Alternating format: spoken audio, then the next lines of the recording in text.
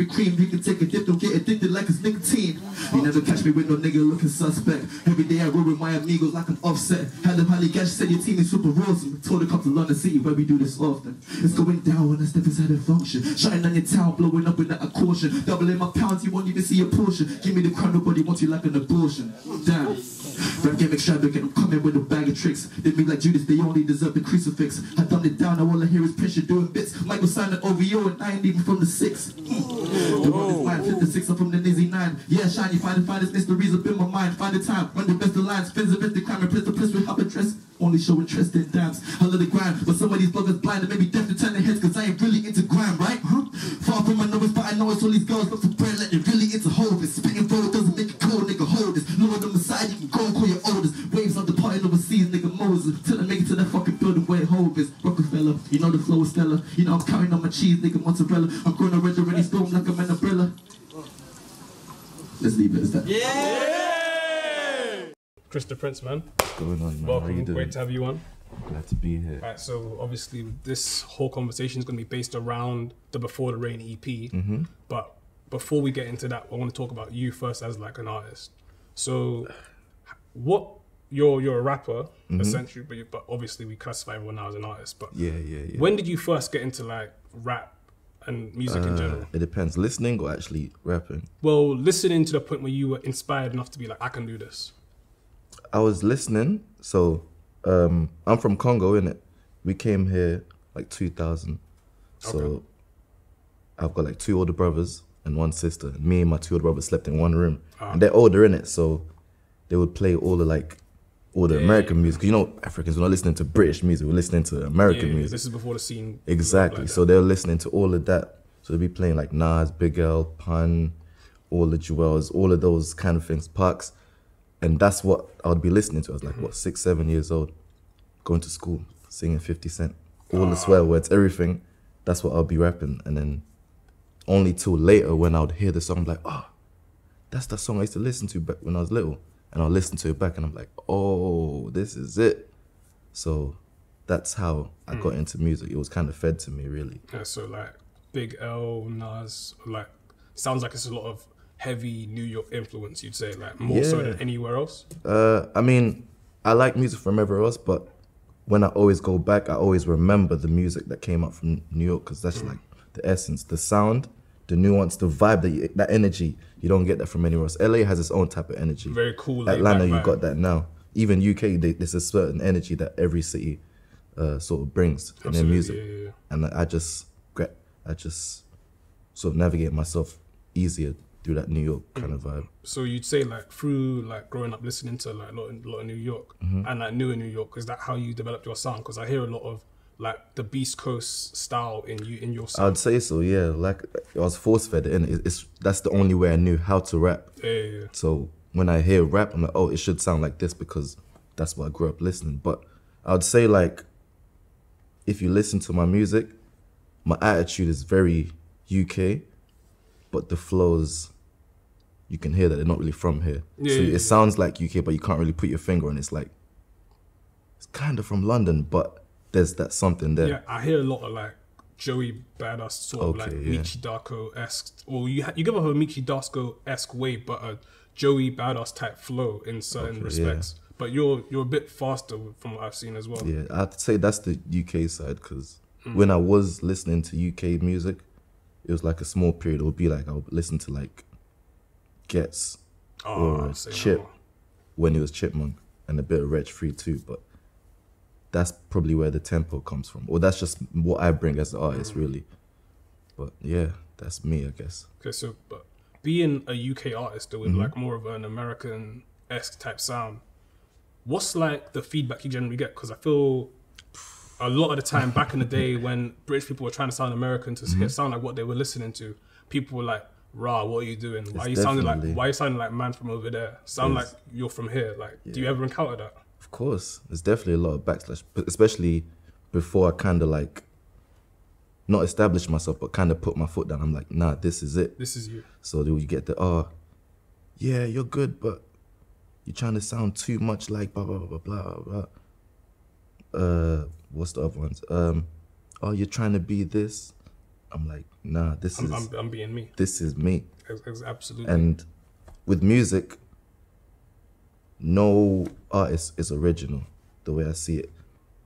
They come out with original content, but the content stems from either where they're from, how they were raised, or like it is given from somewhere. You're the final product of your life. Yeah, so yeah, you literally, you're a product of what your environment and what you've been through. So you can only create from what you've been through. I can't go and make drill music because that's not the I life. can't. I was never into like Afro beats, so I can't make music like J Hus. So do you know what I'm saying? So I can only make what I know how to make. But yeah, there's a lot of backslash when you're being different in the UK. So yeah, I think a lot of people like they don't get that it's art at the end of the day. Art's open to interpretation. You can do what you want as long as you're sticking to like the root of yourself. Like express how you want to express and sound how you want to sound. But again, like I clocked there was a very American-esque vibe on the Before the Rain EP. Like I like the Off the Rip. I love that track a lot, man. It's very up tempo. yeah, a lot of people say that. That's what I was trying to like. That energy that I was talking about. Yeah.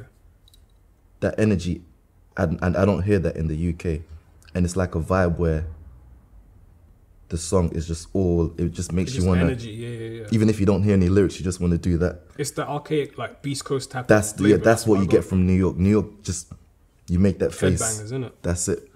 So that's kind of what I was going for.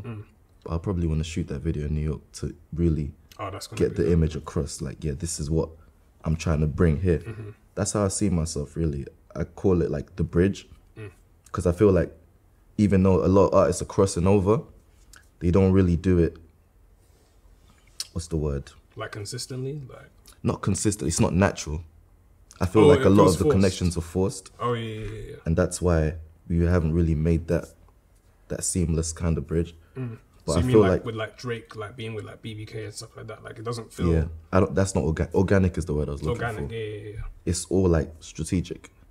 I just want to let it flow. Like a mutual love, mutual vibe. Exactly, yeah. Because I still feel like even though the UK is doing a lot, in terms of music quality, we're still kind of looked down upon. But there's definitely a lot of talent out there that's just as good as US, if not some better than others. Well, they say like nowadays, like lyrically, like we're stepping up. Like for sure. We're there. That's for sure been the case for years. And like with more lyrical guys like you being out, I think that's starting to become more apparent because it's not just like bars with you. Like the flows are like really good. Like you can switch up. You're very fast. Like I said, you can like slow it down. You can be a bit more trap-esque in your like. There's a lot of versatility to your game, and that's what we need more of in the scene, I think. But going more into like the Before the Rain EP and like the New York style of that.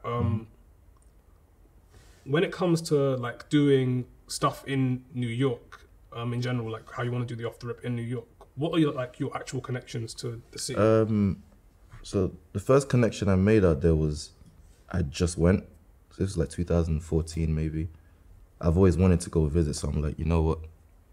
Get some money together and just go. And then I done it. I spent like 4 days there, not even doing anything musical, just to have the experience. Right. Went there by myself, just looked around, cool, just soaked in the vibe, and then came back. And I kind of documented that trip. I don't know if you've seen the mixtape Gemini I done like a year ago. I need to like properly like get into it. I've listened to one or two. That sort of summed up that era. And then since then, every time I went back, people kind of like, oh, this is the artist that done blah, blah, blah. He went to New York. So people just hit me from Instagram like, oh, are you from New York? I'm like, nah, but I try to go there, for inspiration and meet creatives. And then, oh yeah, you can meet so-and-so, blah, blah, blah. And then, yeah. That's how it happens naturally. Like so that's how a lot of your networking gets done. Yeah. People see that you be out here and then it's like... And when they see that, when they come here, they want to come to me. Yeah, they're like, not even if it's not musical, it's just like, it's just energy. I don't know if you've seen me. He's called Lasse Holmes. He wears like a mask. I don't know if I've done a few performances with him, but he's from New York. We just connected. Like I don't even know when it was. That's how natural it was. Okay. But he came out here. we just chilled, no music. I've known him for over 4 years and we haven't made a single song. Oh, is it? It's just natural. It's just that. a vibe then. Yeah, but we'll definitely work on something in the future. But that's just how I make my connections, really. In terms of the industry, there's always someone that wants to, oh yeah, I know so-and-so, I want to do this with you, do that with you, but a lot of people just talk, and half the industry is talk, that's a fact. yeah, that's why I do a lot of stuff by myself. I just move on my own. You're very independent then. Completely. Okay, so when it comes to like getting stuff done, because you have a couple videos out on like YouTube and like getting like into studios to record stuff. How do you get that done then? Because you'd have a team to get that done for you. So how do you do that? With the internet now, you can actually do everything and anything, and you can learn anything. You have YouTube. YouTube is like the new school. Yeah. You can learn everything from YouTube. So I use Instagram to find these people who have a studio. Whatever money I can put together for a video, I'd be like, cool, I got this camera. Can you do this for me? Can you do that for me? If you have a camera, let's do this. Most videos, all videos, the concepts were my own, direction was my own. Only thing I can't do is like actually put this stuff together and make a video. So when it comes to like things like the production, like the beats. And do pieces in production. that, or- I can't produce to save my life. So you're like doing like beat leases and stuff like that. Yeah, of course. And most of these guys, like on the internet, they just want their beats to be out there. So if I was to email someone like, yo, I like your beats, like they'll be like, oh yeah, I'll send you this. Don't even worry about, if they like my music, they'll be like, yeah, don't even worry about, here, just use it. And that's like 90% of the beats that I use. Oh yeah. They just send it to me just because they like my music or they like my energy. And we just keep that connection for whenever I want to make music. Okay, and so would it be like producers will like send you like, hey, I made this beat, I think it would sound good with your style Yeah, type of thing? literally. Oh, here's this. Or they just send you like a file, 100 beats. Here, use any. If you want to use it, just let me know which one you chose. Okay, that's good. And that's it. But I couldn't produce, man. I feel like I'll just make the same. No, it's a long But process. I prefer not to produce because I like the feeling of hearing a new beat and it's fresh. Like, oh, I feel like if I'm making it, I'll be like, I already have a direction in mind. I'd rather have the beat take me to where the music instead so of having something in mind. So you'd like to like draw to someone else's type of like layout that they Yeah, I've only actually made a song like from scratch once. It's Mood from Before the Rain. Oh, okay. Like the producer was making, I was like, oh. And like you just haven't like And I was like, input with oh. And as he was going, it was just getting better and better. So, that. Oh, okay. and then that's how that came out. Okay, well you mentioned like the process for writing Mood. Mm-hmm. I was gonna ask, what was like the general process behind like writing a lot of the tracks off of the EP? Before the Rain. With every project I've done, it's been different. So Gemini was more of a journey, whereas Before the Rain is literally how I was feeling between the beginning of, what year was it? Literally 2018. So the Before the Rain EP is like a summary of 2018. So it starts off with Flex Sinatra, Yeah. just all fun, energy. That's how the year started. Before the Rain, the energy is just consistent throughout. That's kind of the goal I was going for. So even with the visuals, everything is going to be very energetic. 50-50 the video, Love that one as well. no discussion. It's like I wanted to get like a, have you seen the video For 50-50? for No Discussion? No, I haven't seen the video for no. It's like I wanted to get like a cinematic vibe to it. Just do something different. Oh, okay. So got people to just act, so my friends, oh yeah, just do this, do that. And then yeah, we had like a cinematic theme to it. So yeah, I just wanted the energy to be consistent and I'm going to keep it going till summer. Okay, that's good. We mentioned obviously getting friends to like do things and moving around the industry. I met you through Elijah at his Conjura opening party.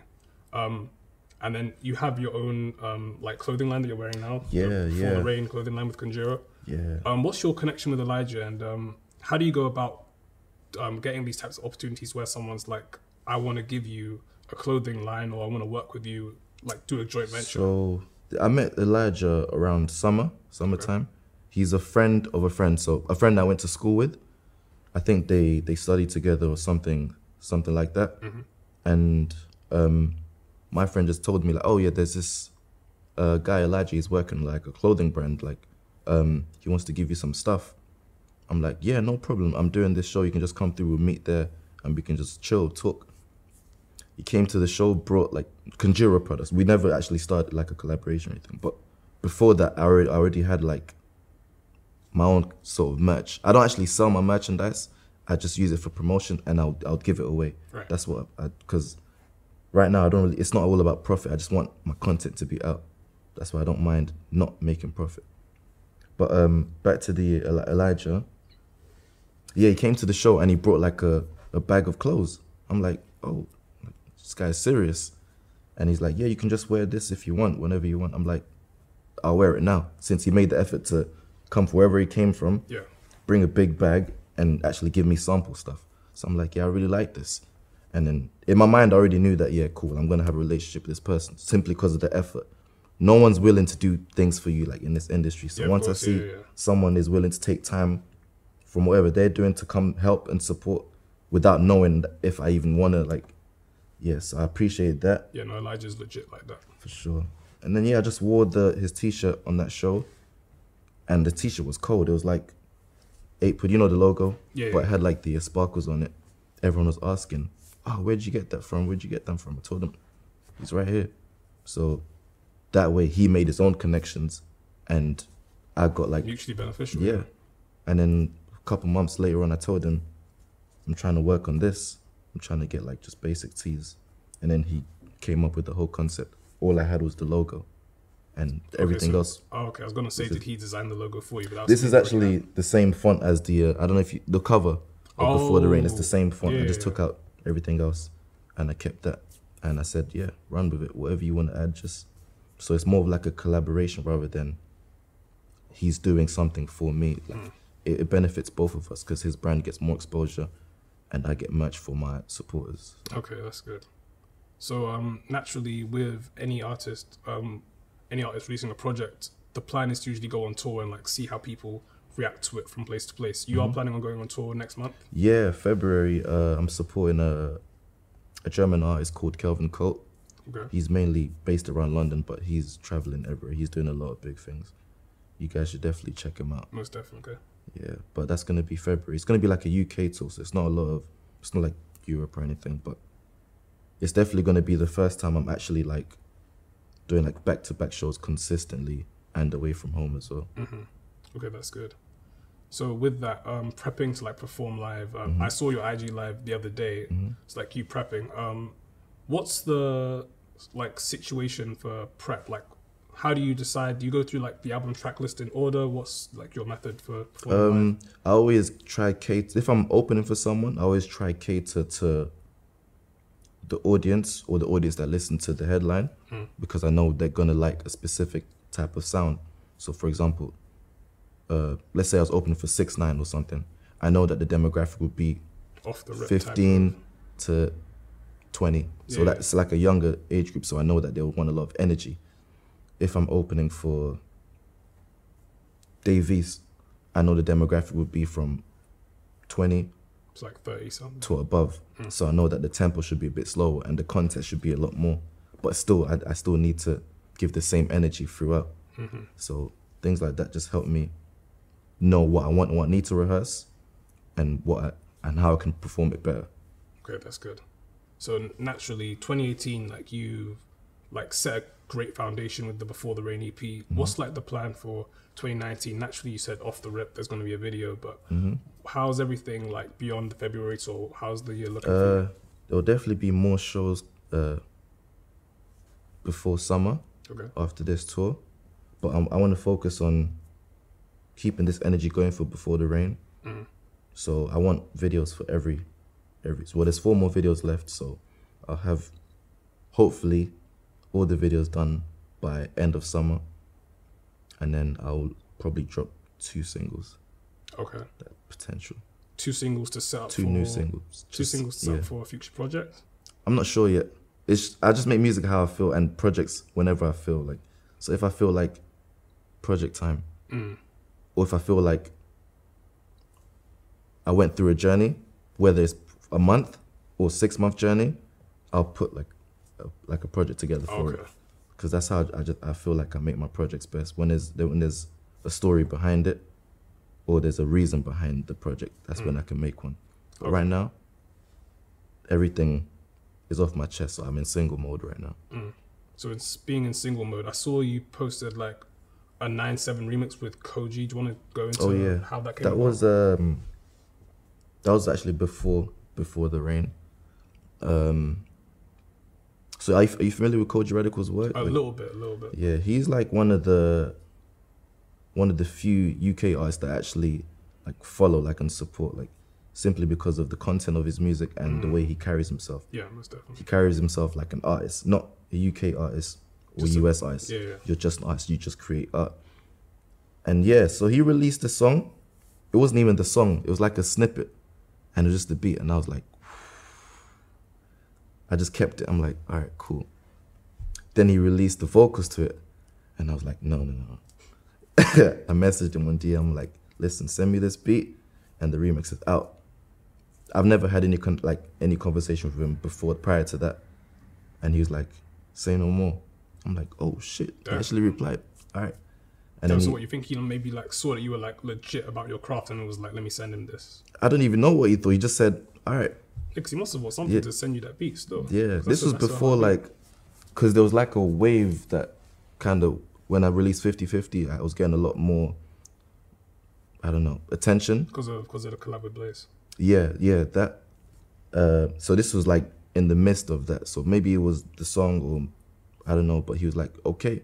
And I was actually shooting the video to 50/50 during that period. So he sent it at like, I don't know, 11 p.m. And I was like, I can do this now, but I'm tired from shooting a video, so let me just go to bed. I'll do it tomorrow morning. Done it next morning. Like what? You did your whole verse just one go? Or? Yeah. Nice one. I just done it the next morning. I recorded it the day after. And I recorded the studio session. And then I just put it out.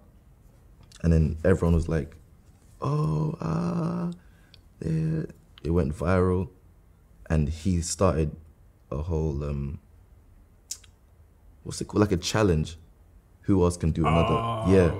And everyone just started doing their, and then, yeah. That's dope. That was the 97 story. But he's hard, man. He's one of the people I want to work with in the future too. He's definitely talented. Well, I mean, keep on putting out like stuff again. Your stuff's like high quality, like in the UK scene. So you're gonna get more looks in 2019. That's what I'm hoping for. Hope so.